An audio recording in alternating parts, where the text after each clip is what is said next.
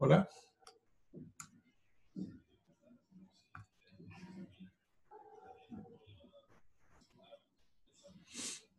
Hola, hola. Listo. ¿Sabes? Voy a cambiar de batería de la cámara para que no vaya a fallar. Una batería recién cargada.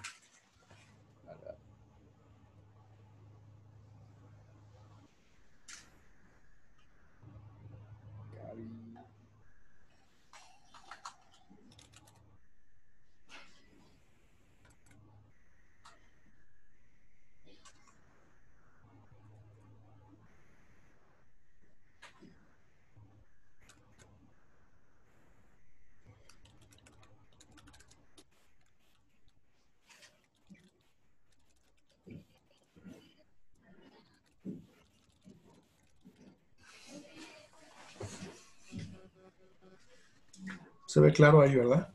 Sí, súper claro. Bien.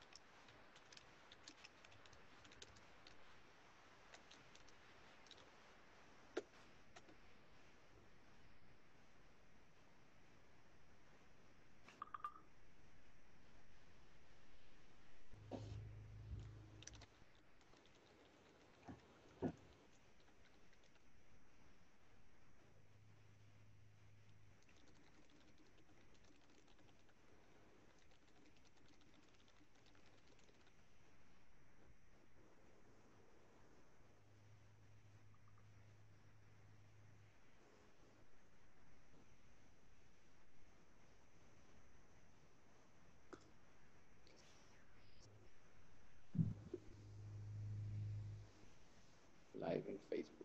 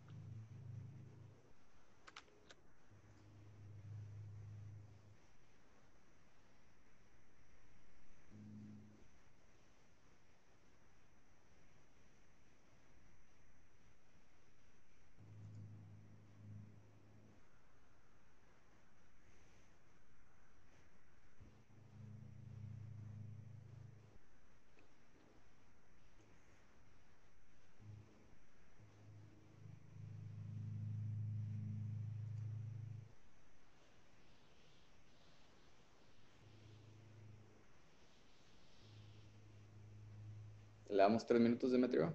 Y Claro, está en claro que Luis. sí. Vale.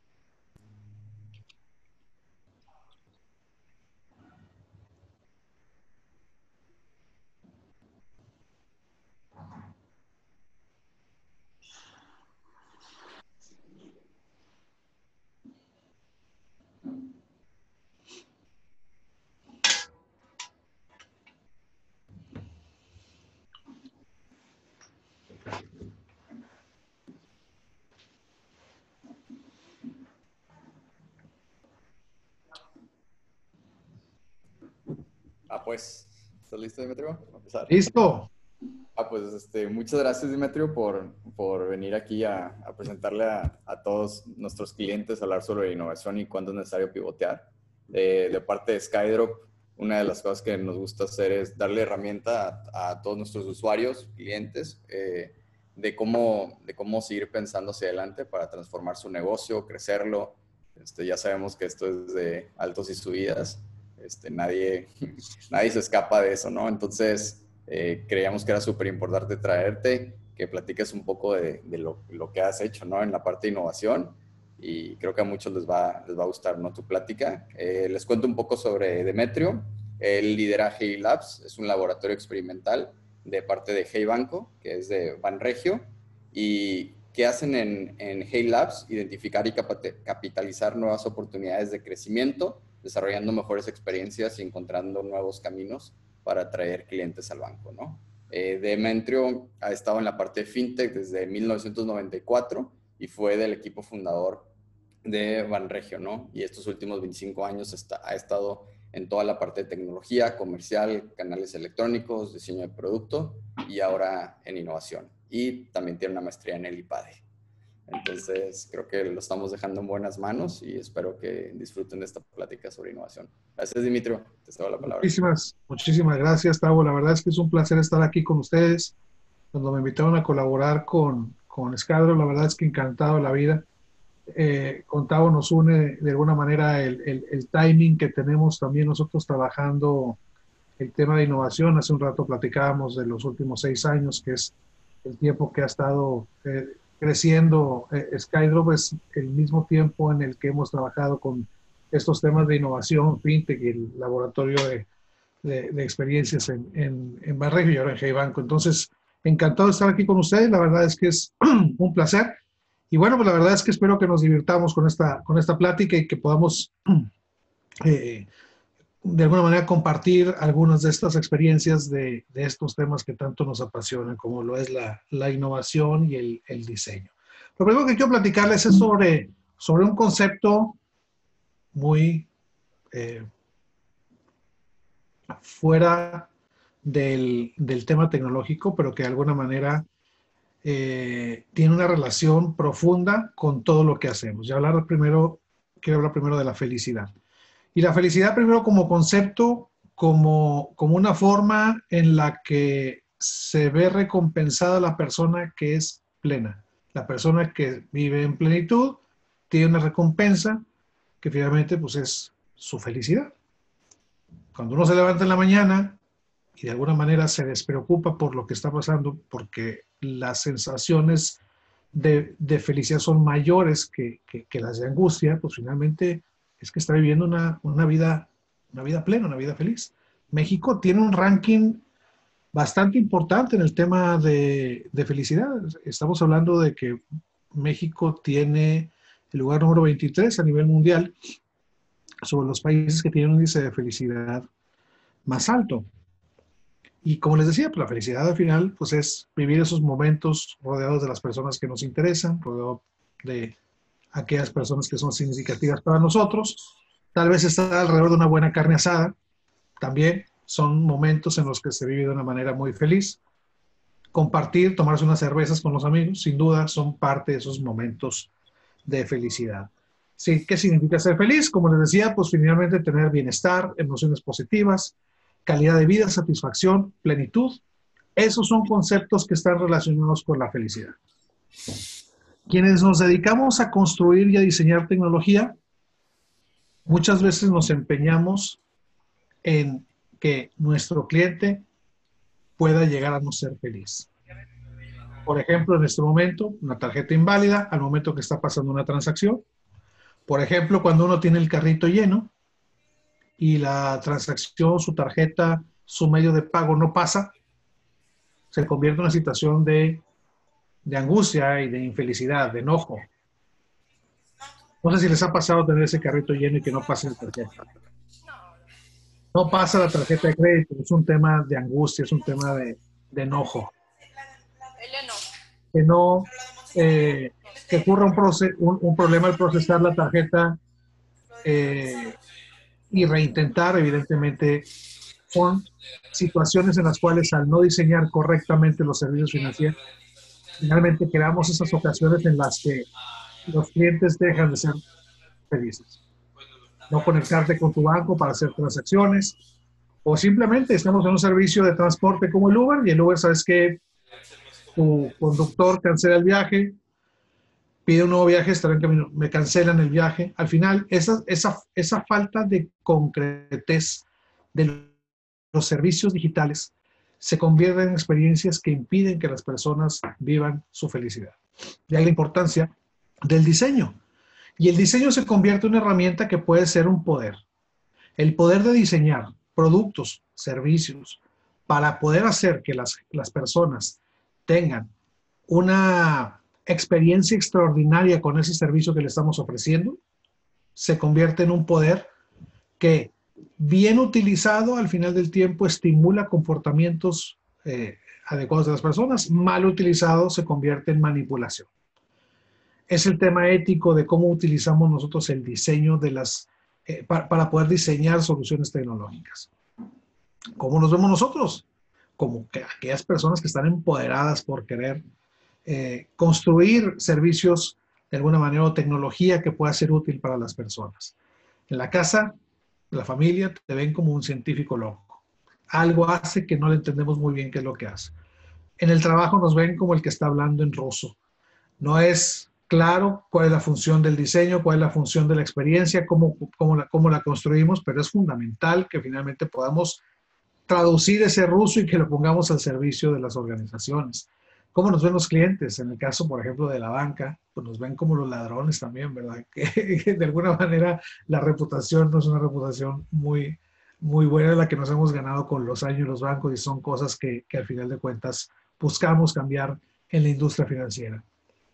Pero al final de cuentas estamos en un hoyo, realmente en un hoyo que está ardiendo y que de alguna manera el cliente, cuando lo llevamos a ese pozo y está ardiendo y no puede salir de él, crea esas situaciones que son de tremenda y de profundo enojo y de profundo disgusto porque el servicio no fue diseñado acorde a lo que él estaba esperando. Diseñar, por lo tanto, para no impedir que las personas sean felices, se convierte en en el moto de lo que tenemos que hacer. O sea, cómo a través de esa capacidad que tenemos nosotros de diseñar tecnología, lo hacemos de una manera tan extraordinaria que finalmente podamos ir acompañando al cliente en sus diferentes estados de vida y que no pongamos esas barreras, esos obstáculos para que él siga alcanzando la felicidad. El diseño requiere de una alta sensibilidad y sobre todo requiere de una intención. O sea, cuando estamos diseñando una solución, tenemos que tener la sensibilidad para identificar cuáles son aquellas necesidades que tiene el cliente y no solamente con aquello que te verbaliza o te dice el cliente, sino con lo que está escondido dentro de lo que te dice, cuál es la necesidad real que quiere satisfacer a partir de lo que te dice. Esa sensibilidad es muy importante para poder construir algo que sea relevante, que vaya a la raíz, que podamos encontrar aquellas cosas que verdaderamente puedan cambiar la vida de las personas. Y además debe tener intención. Al hablar de intención me refiero a que podamos nosotros decir, si queremos nosotros resolver su necesidad y para que llegue a tomar cierta decisión adecuada en el manejo, en el caso de la industria financiera, en el manejo de sus finanzas, podemos ayudarle a elegir a través de ciertas técnicas que existen en un concepto, en un área de estudio que se llama la economía del comportamiento. Es decir, cómo a través de esos estímulos que nosotros intencionalmente podemos poner en el diseño para que la gente pueda facilitarle el comportamiento y que pueda llegar a tomar mejores decisiones financieras. Entonces, el diseño requiere sensibilidad e intención. Yo quiero hablar, por ejemplo, de una industria que para mí representa una fuente tremenda de inspiración. Y es la industria de los videojuegos. La industria de los videojuegos es una industria de la que se habla, creo que hoy se habla un poco más, pero se le ve muy lejana a otras industrias. O sea, como que no vemos mucha relación que puede haber entre la industria de los videojuegos, por ejemplo, y la industria financiera. Como que esa relación a lo mejor no se ve tan cercana. Yo creo que es mucho más cercana de lo que parece. Y me refiero puntualmente a la forma en la que ha evolucionado la industria de los videojuegos de una manera cuasi silenciosa, poco visible, pero que a la vez, como les digo, sirve de fuente de inspiración para ver un proceso de evolución de una industria que ha buscado siempre cautivar a su cliente. La industria de los videojuegos, tal vez podemos hablar si hablamos de un medio masivo de comunicación de los videojuegos, podemos hablar a lo mejor de los 70s. Antes existían los videojuegos, pero no eran tan masivos. En los 70s empiezan a ser más masivos, pero los videojuegos eran creados en ese momento por los mismos desarrolladores. El mismo programador, el mismo desarrollador se encargaba de construir su cartucho, quemaba su ROM y de alguna manera lo clonaban y lo vendían en cartuchos para poder utilizar el Intellivision o el Atari. Y esa forma de cómo crear los juegos fue una forma válida, pero que de alguna manera tuvo que ir evolucionando conforme el cliente se fue volviendo un cliente más sofisticado. Pero sobre todo porque la industria tenía hambre por quererlo seguir satisfaciendo y cautivando. De ahí es que empezamos a pasar de los videojuegos donde el desarrollador era el que hacía todo, a empezar a armar empresas ya donde involucraban talento multidisciplinario para construir un videojuego. Hablamos de la evolución más grande que tuvo la industria de los videojuegos en esa época de los 80s, a lo mejor, cuando llega Nintendo y empieza a crear un ecosistema alrededor de los videojuegos. Ya no se hablaba solamente del videojuego, sino se hablaba también de la historia, de los caracteres, ya había incluso comunidad, diferentes dispositivos para interactuar con el videojuego. Empieza a crear una industria alrededor del videojuego que fue nutrido de equipos multidisciplinarios. Hoy para crear un videojuego, pues son inversiones millonarias, pero sobre todo también son equipos muy talentosos, con talentos de diferentes áreas del conocimiento. O sea, por lo mismo hay storytellers, lo mismo hay animadores, incluso matemáticos que pueden simular la física de los videojuegos, obviamente programadores, diseñadores. Es decir, hay una cantidad impresionante de disciplinas que finalmente confluyen en esos equipos multidisciplinarios y que están buscando entender muy bien la psique del cliente y que buscan ir construyendo productos que vayan siendo lo suficientemente atractivos para mantenerse en el tiempo. Con eso es que a lo mejor un mismo videojuego incluso se ha convertido en sagas porque lo han podido perfeccionar en el tiempo.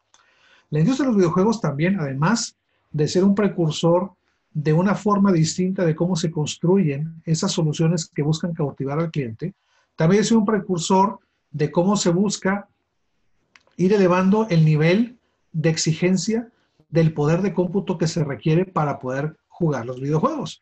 Es decir, no solamente se limita a que sigamos operando con cartuchos y EPROM, sino que va haciendo consolas o va demandando en las PCs equipos más especializados como las tarjetas de video y que al final de cuentas las computadoras personales no han podido evolucionar al ritmo de lo que han evolucionado las tarjetas gráficas, que dicho sea de paso, al momento que la industria de los videojuegos jala la exigencia de mayor poder de cómputo, ese poder de cómputo ya se utiliza para otras cosas, como por ejemplo analítica de datos o analítica de información, utilizan procesamiento de bases de datos con tarjetas gráficas por el poder de cómputo que llegan a tener. Es decir, la industria de los videojuegos ha levantado el nivel de exigencia en el poder de cómputo, pero a la vez el aprendizaje que tenemos nosotros es esa hambre por cautivar a su cliente, cómo a través de equipos multidisciplinarios buscas entender mejor las necesidades que tiene el cliente y cómo poder construir, por lo tanto, soluciones más relevantes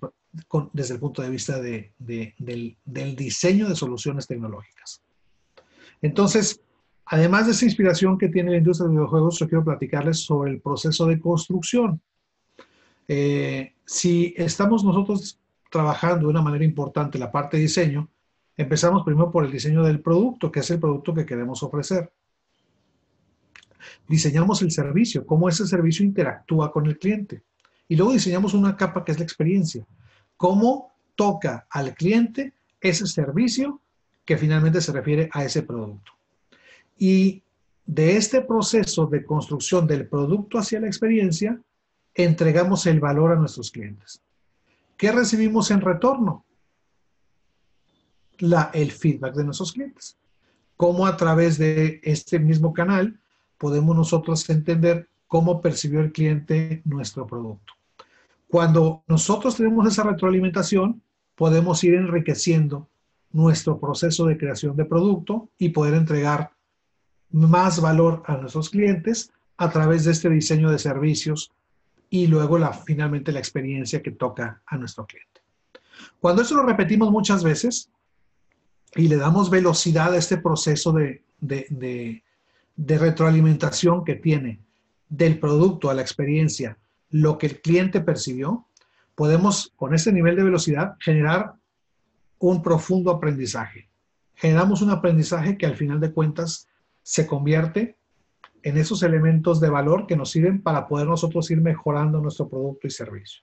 Entonces es importante pasar del producto, ir al diseño del servicio, llegar a tocarlo con experiencia, retroalimentar, velocidad para la retroalimentación y convertir todo esto en aprendizaje. Este creo que es el círculo virtuoso que nos ayudaría a poder tener soluciones que le den a los clientes una mayor relevancia, o poder mantener nuestra relevancia en la vida del cliente.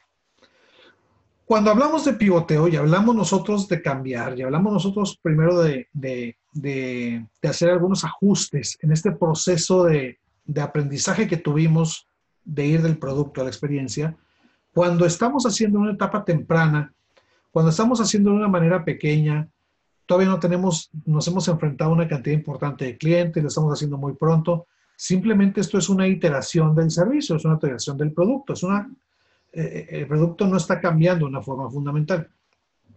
Cuando esto ocurre, cuando ya tienes ahorita una cantidad de clientes importante, cuando ya logras entender que ya tienes una atracción, estás productivo y verdaderamente hay un cambio profundo en la aplicación, ahí es donde estamos hablando de un proceso de pivoteo. Pivoteo es ese proceso de cambio en el que yo quiero ajustar de alguna manera con el aprendizaje que he tenido, ajustar diferentes aspectos de mi producto, ya sea el modelo de negocio, ya sea la experiencia, ya sea la forma en la que lo entrego, ya sea cualquier cosa que yo quiero cambiar. Si lo estoy haciendo cuando tengo una escala importante y lo estoy haciendo y estoy cambiando, estoy en ese proceso productivo y con una cantidad importante de clientes, ahí estamos hablando de que tenemos ese concepto que se llama pivotear.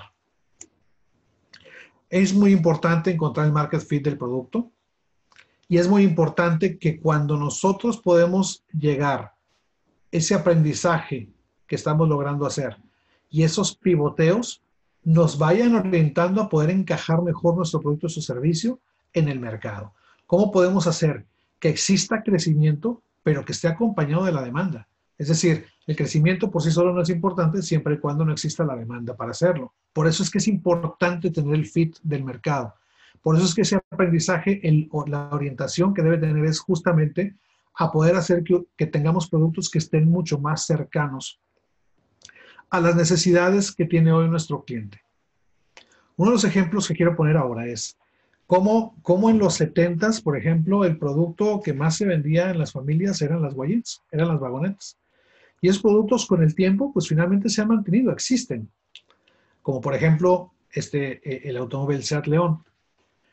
Recientemente, ahorita lo han estado descontinuando, pero hasta hace un año el Seat León era una de las, el Seat León, particularmente la versión ST, que es Station Wagon, la versión vagoneta, el Seat León, era una versión que se estaba pudiendo comercializar en cualquier agencia de Seat y que son del mismo grupo de Volkswagen.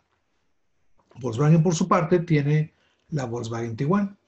La diferencia entre una y otra son algunos años que ha habido justamente de pivotear soluciones y que los han llevado a convertir las vagonetas en subs. ¿Qué es lo que ha pasado en este proceso? Como les digo, mucho proceso iterativo. ¿Cuál es el auto que elige hoy el cliente? El 1% escoge una Station Wagon y el 99% escoge una sub. El gusto, la moda, las necesidades, el ir más con un sentimiento tal vez de mayor protección porque vas más alto, el ir de alguna manera con ciertos atributos existen hoy en las subs que de alguna manera hoy cautivan al cliente de una manera mucho más profunda que un Station Wagon. La diferencia entre estos dos autos es solamente la altura. Porque los equipos tienen el mismo motor, tienen el mismo equipo y tienen el mismo espacio. Pero simplemente por hablar de elevar el automóvil unos centímetros hacia arriba, el grupo Volkswagen puede capturar mucho mayor valor del mercado por ser un producto que encaja más en las necesidades que tiene el cliente el día de hoy. Puede capturar 100,000 pesos más de diferencia por elevar unos centímetros el automóvil. Y aquí lo importante es, mismo motor, mismo equipo y mismo espacio interior, porque prácticamente tienen lo mismo, pero sí con unos centímetros más altos, generan un alto valor cuando encuentras el market fit, cuando logras encontrar a través de estos procesos de pivoteo, satisfacer las necesidades que tiene tu cliente actual. Eso es lo que buscamos con esta serie de iteraciones que se convierten en pivoteos, o esto pivoteo cuando ya estamos en un volumen importante ya de operación. Otro ejemplo que tenemos aquí es cómo los equipos de portátiles de administración fueron evolucionando. La Palm Pilot, que empieza con la versión 1 y esa primera versión donde empezaba uno a escribir con un lápiz la agenda y llevar la administración de su día a día y que fue evolucionando primero procesos de iterativos donde iba sin cambiar mucho, iba probando a lo mejor un poco materiales distintos, pero fundamentalmente seguía siendo el mismo producto, va evolucionando y de alguna manera se convierte en pivoteo cuando se convierte ya en un aparato que tiene teclado, cuando tiene teléfono, cuando de alguna manera esto se convierte ya en un aparato distinto de comunicación, es un aparato de parte de administración de comunicación y de otros servicios de alguna manera multimedia, como la tomar fotografías o como escuchar música. Ese proceso iterativo posiblemente fue adaptándose a lo largo del tiempo para poder satisfacer las necesidades del mercado. Incluso su riesgo más grande lo toman cuando lanzan un dispositivo que se llama el foleo. La Palm Folio era una especie de teclado con pantalla tonto porque no tenía procesamiento, que se conectaba con el teléfono, que era el Treo, y que de alguna manera a través del poder de cómputo del teléfono ejecutaba de alguna manera ciertas utilidades básicas, ese teclado, para poder facilitar de alguna manera el estar en alguna reunión y hacer apuntes y hacer de alguna manera cierta interacción con tu teléfono. Para ese entonces fue muy arriesgado porque en ese momento el mercado no estaba demandando hacer esto. El mercado y la forma en la que se enlazaba era tan precaria y el poder de cómputo era tan precario que verdaderamente no resolvía un tema, una necesidad importante. Ese producto no tuvo ese market fit. Ese producto fue un fracaso. Ese producto, al final de cuentas, fue para el olvido.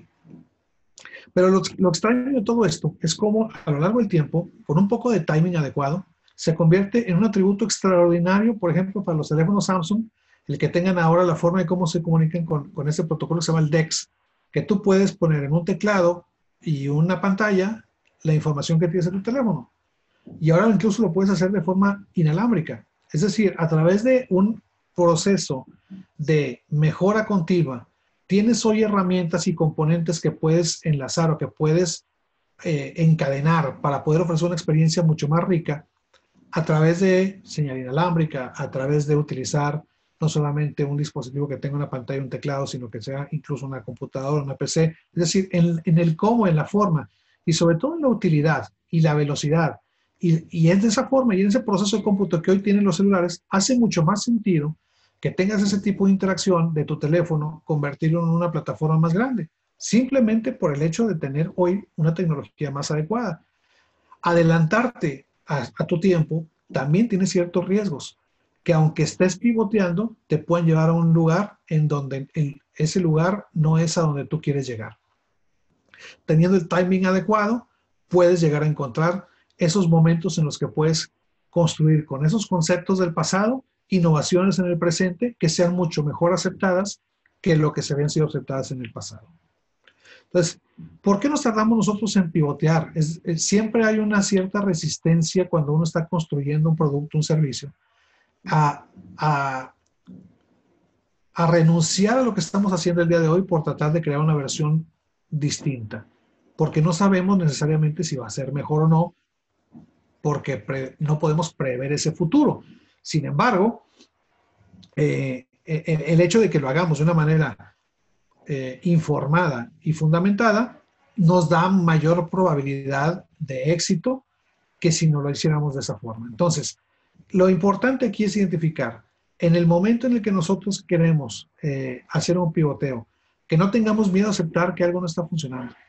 Ese es uno de los principales temores. O sea, algo hoy no está funcionando y me resisto a creer que eso no está funcionando y me paralizo y sigo haciendo las cosas tal como las estoy haciendo. O tal vez no tengo el feedback adecuado y por eso no tengo la forma de cómo tener esa información que me permita hacer ese pivoteo. Necesito encontrar esos procesos de retroalimentación con feedback que me dé valor precisamente para poder entender que lo que estoy haciendo no es el modelo que finalmente me va a hacer exitoso en el futuro. Otro tema que tenemos es la aversión a la pérdida. Es un sesgo cognitivo, es una forma en la que pensamos todos los seres humanos, que nos duelen mucho más las pérdidas que las ganancias.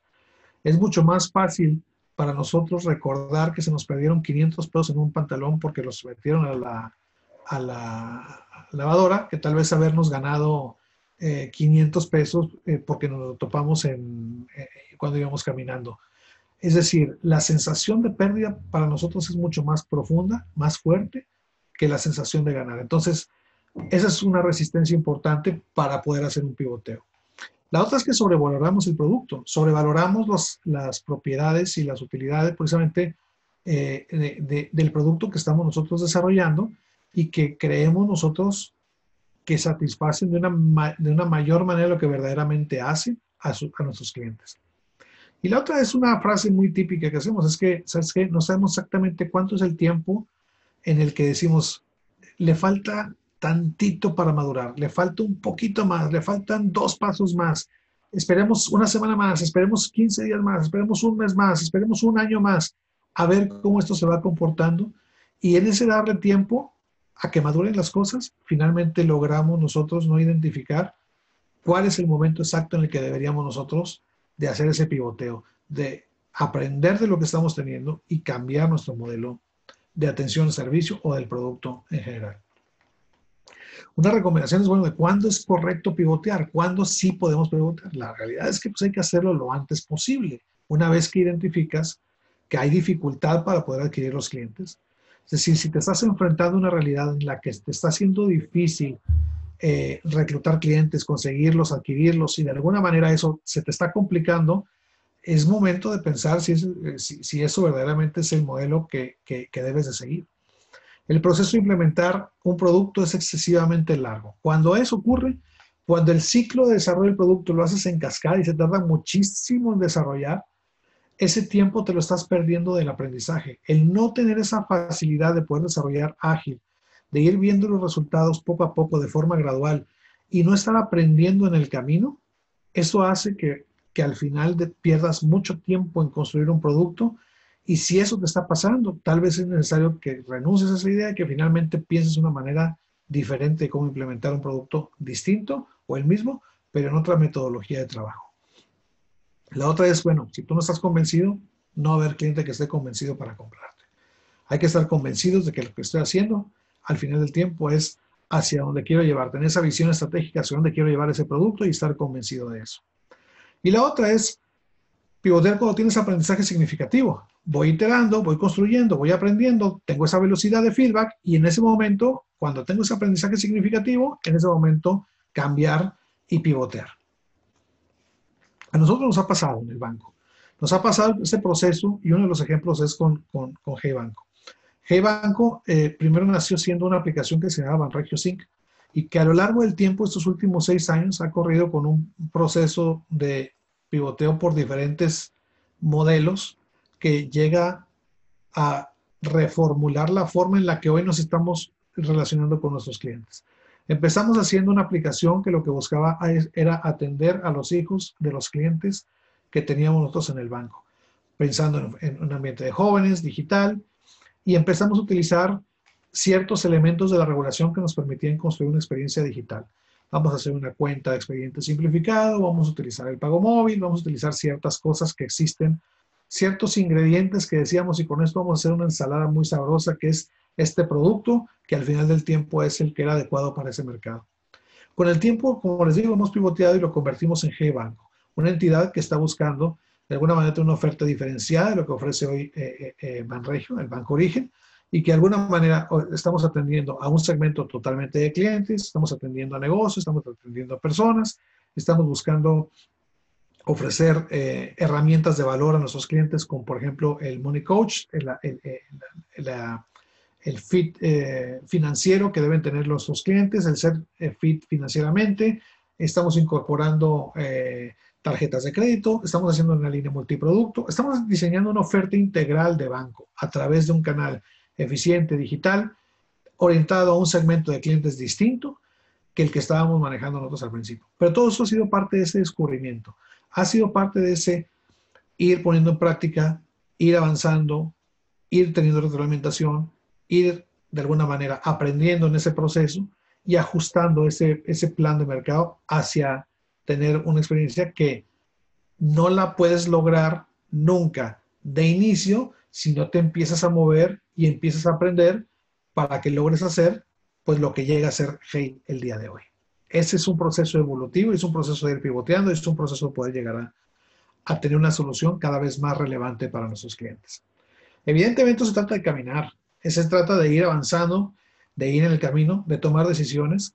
Una vez que me muevo, si yo me voy por el camino de la izquierda o el camino de la derecha, ya se convierte en una decisión que me lleva a un estado distinto que voy a encontrar más adelante, pero que jamás lo hubiera descubierto si no me muevo desde el principio, si no doy el paso número uno. Si no hacemos que para empezar hay que empezar, si no hacemos eso, es difícil que logremos llegar a un producto final sin haber pasado por todo esto, que de alguna manera es este camino que nos lleva a ir pivoteando o ir desarrollando mejores características de los productos y servicios que ofrecemos. A veces nos encontramos con ciertas encrucijadas en donde está nebuloso, donde está oscuro, donde no hay mucha claridad y donde tenemos 5 o 6 opciones. Claramente, esto es parte del proceso por el que tenemos que pasar si queremos lograr el éxito en nuestros productos, si queremos lograr hacer esas soluciones relevantes, si queremos verdaderamente conectar con nuestros clientes. Sin duda, esos son elementos que son fundamentales. Vivir esas experiencias y vivir esos tiempos nebulosos, grises, esos días lluviosos y finalmente esas decisiones difíciles de, oye, voy por alguno de estos 5 caminos que tengo alrededor, es parte de ese proceso.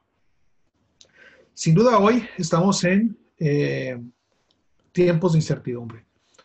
Hoy no tenemos claridad de lo que va a pasar en los siguientes 5 o 10 años, pero pues incluso si hace un año ni siquiera podíamos prever lo que estaba pasando este año 2020.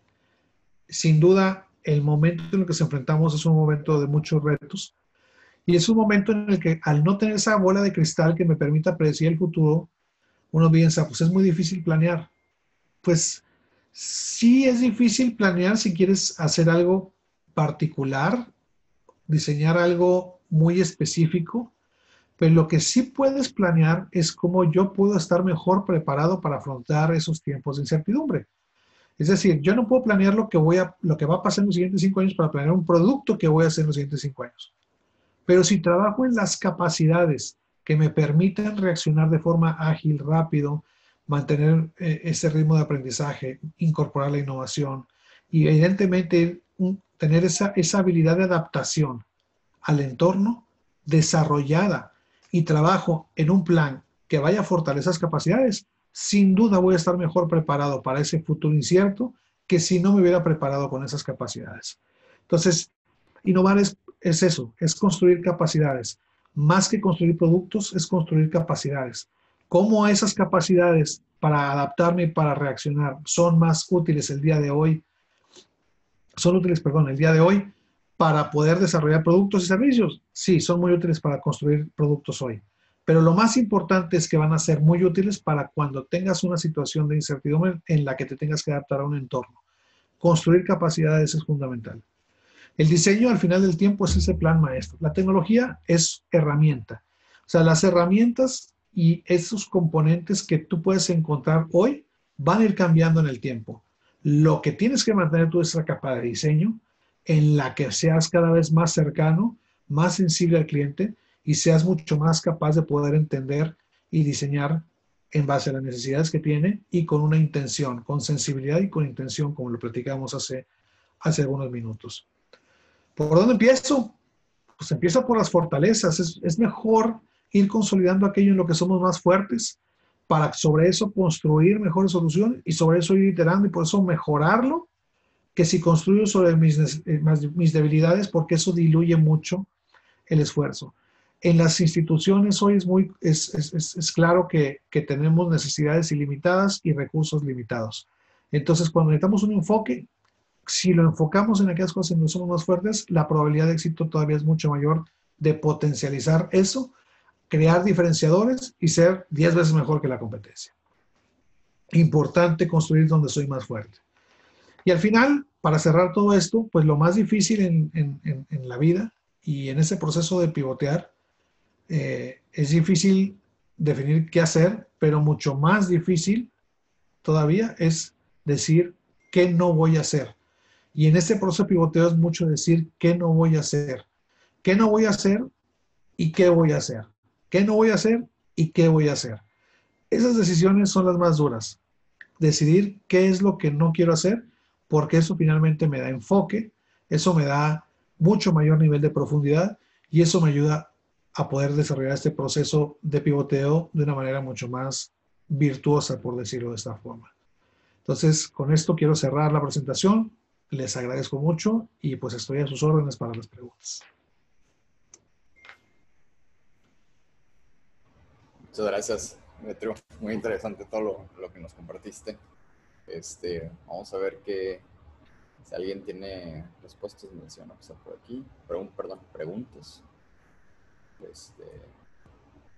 Creo que una de las partes más difíciles de hacer un pivot, a veces cuando tu producto está funcionando, es que tú mismo canibalices tu producto que tienes hoy, ¿no?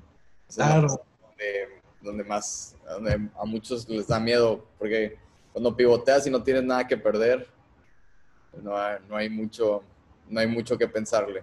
El problema es cuando vas a matar tu propio producto en el camino, ¿no? Dificilísima decisión, muy difícil decisión, porque pues es ese momento en el que dices tú, oye, está funcionando, oye, pero con el aprendizaje y la evidencia que tengo, pudiera crecer 10 veces más. Híjole, sí, pero ahorita tengo seguro esto. Difícil decisión y que depende de esos aprendizajes significativos y tener esa visión para verdaderamente poder tomarla e ir por la otra.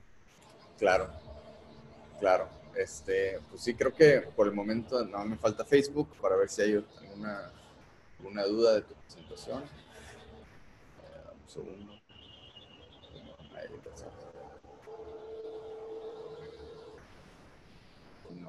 No hay por el momento. Bueno. A ver, aquí hay una. ¿En alguna ocasión ha puesto en práctica el pivotear en su vida personal? Sí, sí, sí. Yo era hace 6 años ejecutivo bancario de los que se ponía corbata y traje. Tenía a mi cargo un área y cuando platicando con el director general del banco y que me dice, oye, ¿sabes qué? Algo está pasando en el mundo fintech, algo está pasando en el mundo de la innovación, de lo cual nos estamos perdiendo porque estamos ocupados en el día a día.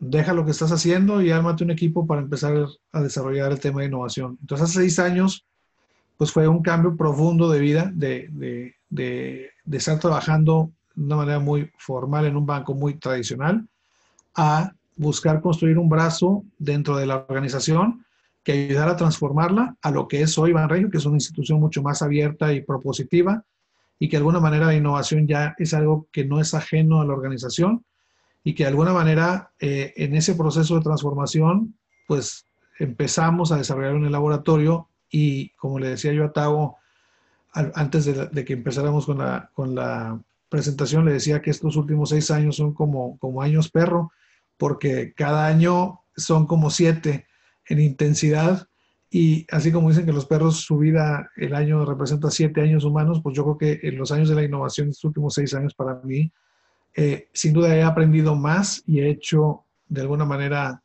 mucho más ejercicios de crecimiento en los últimos 6 años que en los 20 años previos. Entonces, sin duda, sí.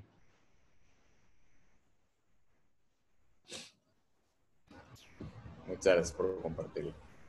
¿Cuáles son los 3 verbos que consideras para traducir el pivotear? Pivotear, verbos para traducir el pivotear. Transformar, reconstruir, rehacer. No sé, Tavo, ¿tú qué opinas? Sí, creo que es deshacer a veces.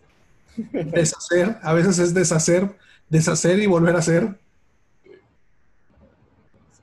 Adicional a poner las antenas ágiles para visualizar los cambios, ¿qué otras cosas podemos tener para transformar los procesos? A ver, lo de la agilidad no es, a ver, también se sobrevalora mucho el tema de la agilidad, porque se habla de que esa es la moda y esa es la forma en la que debemos de trabajar todos. A ver, es algo que tiene mucho sentido común. Yo creo que más que hablar de agilidad es cómo incorporas el aprendizaje de una forma significativa en el menor tiempo posible. y cómo a través de ese ejercicio para poder aprender en los procesos te puede ayudar a que los vuelvas de alguna manera procesos más robustos, más sólidos, más cercanos al cliente. Entonces, la agilidad lo que busca es descomponer un problema complejo, lo divides en pedacitos más pequeños que tienen un sentido. Primero, vas viendo el avance, vas viendo que vas logrando cosas, eso eleva la moral en el equipo, el que tú vayas viendo que hay sensación de logro cada sprint, que pueden ser de 2 semanas, de 3 semanas, vas viendo que hay avance, eleva la moral porque hay éxito. Tiene un contra, que es que al principio empiezas y no sabes dónde vas a terminar, porque en el proceso iterativo, tú cada 15 días puedes cambiar de alguna manera por la retroalimentación que vas teniendo. Entonces, empiezas de una manera, pero no sabes dónde vas a terminar. Eso es lo que es agilidad. Lo de cascada, pues son los típicos procesos que hacíamos antes, donde teníamos un principio y un fin y nos tardábamos un año en dar valor. Esos procesos son los que están siendo anacrónicos. Lo que es verdaderamente relevante es en esos procesos es cómo yo puedo obtener aprendizaje significativo en el menor tiempo posible para poder retroalimentar el sistema y poder hacer mejor las cosas. Algo que me recordó el caso de Kodak, el no saber adaptarse. Claro, sin duda. Kodak tenía todo para poder ir encontrando el market fit, la necesidad del mercado, identificar hacia dónde estaba migrando, pero nunca estuve ahí, no puedo asegurarlo, pero voy a utilizar esta palabra, tal vez sin mucho conocimiento de causa, pero tal vez fue soberbia de poder no ver o renunciar a tirar el negocio que estaba funcionando y que estaban dando por reconstruir y de alguna manera a encontrar el producto que verdaderamente estaba haciendo fit en el mercado. Eso creo que es lo que a Kodak le ha de ver, lo que le faltó precisamente para adaptarse.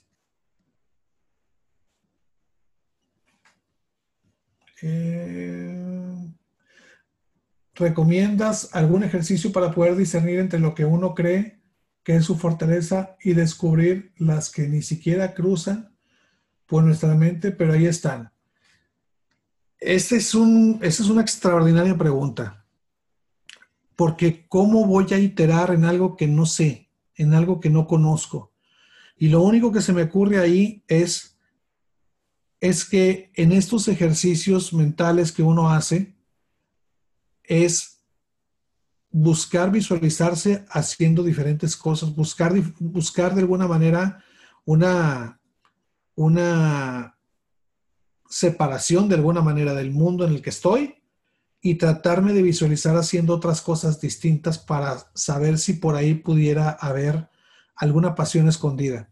Si son ejercicios mentales, muchas veces los encontramos a través del proceso de conocerme y del proceso de ir viéndome a través de la vida y a través de los cambios que he vivido. Es decir, cuando uno se sale de la cotidianidad del día a día, se abstrae y logras tener un nivel de conciencia más alto y haces un alto en el camino y te pones a ver todo lo que ha pasado en tu vida y ves aquellas decisiones que has tomado y que de alguna manera te llevan a ser la persona que eres hoy y logras encontrar los puntos de inflexión, puedes llegar a tener ciertos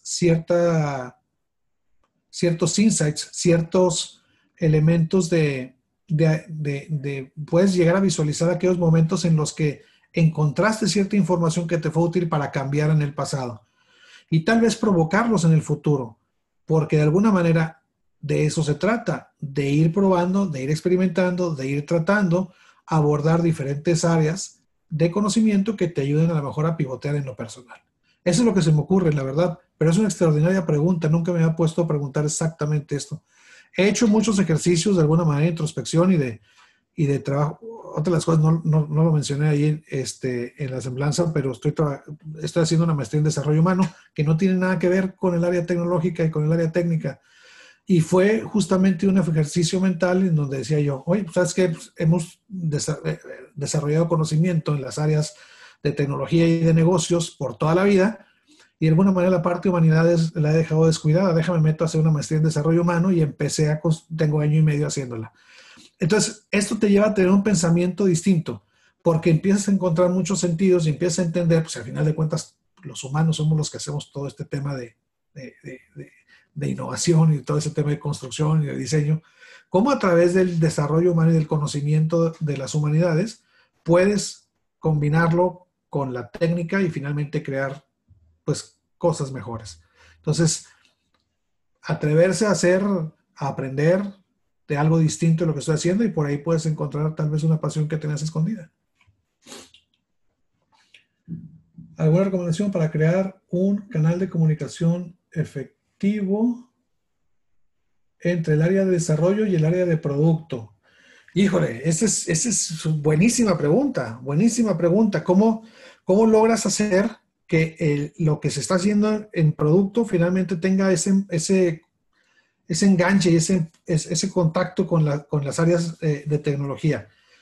Creo que es muy importante que existe una gran empatía de las dos partes. O sea, hay que entender, y me pasó a mí, por ejemplo, en el tema de innovación, cuando desarrollamos tecnología desde el punto de vista innovadora con el área de tecnología del banco, que de alguna manera, pues, tenía que mantener los sistemas que estábamos haciendo. ¿Qué era lo que pasaba? Es que nosotros, de alguna manera, lo que queríamos hacer era trabajar más como taller, más artesanal. Experimenta, haz algo distinto, busca tecnologías nuevas, busca cómo hacer las cosas diferente. ¿Y cuál es el mandato que tiene el área de tecnología? ¿Sabes qué? Tengo que mantener la estabilidad, no le muevas, no vayas a cambiarme los lenguajes que estamos haciendo porque al final lo voy a acabar manteniendo. No, o sea, no, ellos operan más como taller, perdóname, nosotros más como taller artesanal, ellos más como fábrica, procesos mucho más concretos, metodologías de trabajo mucho más establecidas y acá es experimentación. ¿Qué hicimos para podernos entender? Empezamos a construir una capa intermedia que nos permitiera comunicarnos y estar cómodos las dos partes. Y fue la parte como empezamos a comunicar. Esa fue una de las etapas que vivimos nosotros como laboratorio. ¿Cómo hacías que finalmente eso encajara con la organización? Pues encontramos esa parte en la que nos sentíamos cómodos. Pero después, con el tiempo, al final acabamos metiendo y haciendo una inmersión de toda la tecnología, más bien en los proyectos y trabajar más en conjunto para no tener que retrabajar las cosas. O sea, pero todo ha sido parte de eso, tal vez es motivo de otra plática después sobre temas de innovación. Ese ha sido un proceso más bien evolutivo de cómo empezamos a encajar. Y el área de producto finalmente lo que está buscando es cómo construir ese producto que tenga ese look and feel, esa experiencia, ese diseño que estoy esperando, y el área de tecnología de alguna manera también pues tiene ciertos elementos que tenemos que compaginar. La empatía es un elemento importante y sobre todo el que tengamos un área que se encargue pues de cómo incorporar ese producto a la plataforma tecnológica, que en el caso de nosotros pues es el área de diseño, el área que tenemos nosotros. ¿Cómo han medido el impacto a la experiencia de usuario en cada iteración de Hey Banco? Tenemos un área de UX Research. O sea, tenemos un área de research que busca entrevistas más cualitativas con clientes. Es decir, nosotros vamos más por entrevistas en profundidad que por análisis cuantitativos. Más que por ir por encuestas, que las tenemos, hacemos entrevistas en profundidad. Y hacemos una combinación de ambos. O sea, tampoco es que nosotros lo otro lo dejemos de lado. Tenemos herramientas como, por ejemplo, Medallia, que nos permite tener una buena medición del NPS, del Net Promoter Score, que es el grado de satisfacción que tiene el cliente y qué tanto recomendaría a Hey Banco con el resto de sus familiares o sus amigos. Son elementos cuantitativos, las encuestas que se hacen con Medallia, elemento que nos da input, las entrevistas en profundidad que hace el área de research, cuando queremos profundizar en algún área en particular, ellos hacen entrevistas en profundidad. Ahí es donde hablaba de los equipos multidisciplinarios, que nosotros en el banco jamás habíamos tenido a lo mejor psicólogos para diseñar productos, pero la psicología, la sociología y la antropología son elementos que nosotros fuimos incorporando en el área de diseño para poder ir construyendo mejor las soluciones.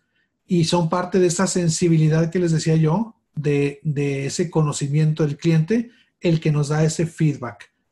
Son como que los elementos. Y evidentemente, pues también vemos redes sociales. Cuando hacemos un cambio profundo, pues vemos cómo nos tupen y con razón, ¿verdad? Porque algunas veces hacemos cambios muy, muy drásticos, muy dramáticos.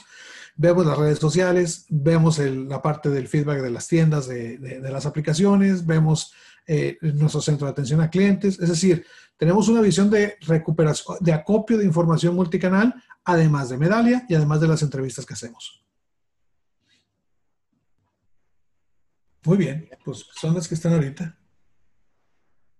Muy bien. Espero que no se me haya perdido ninguna. No, te revisé.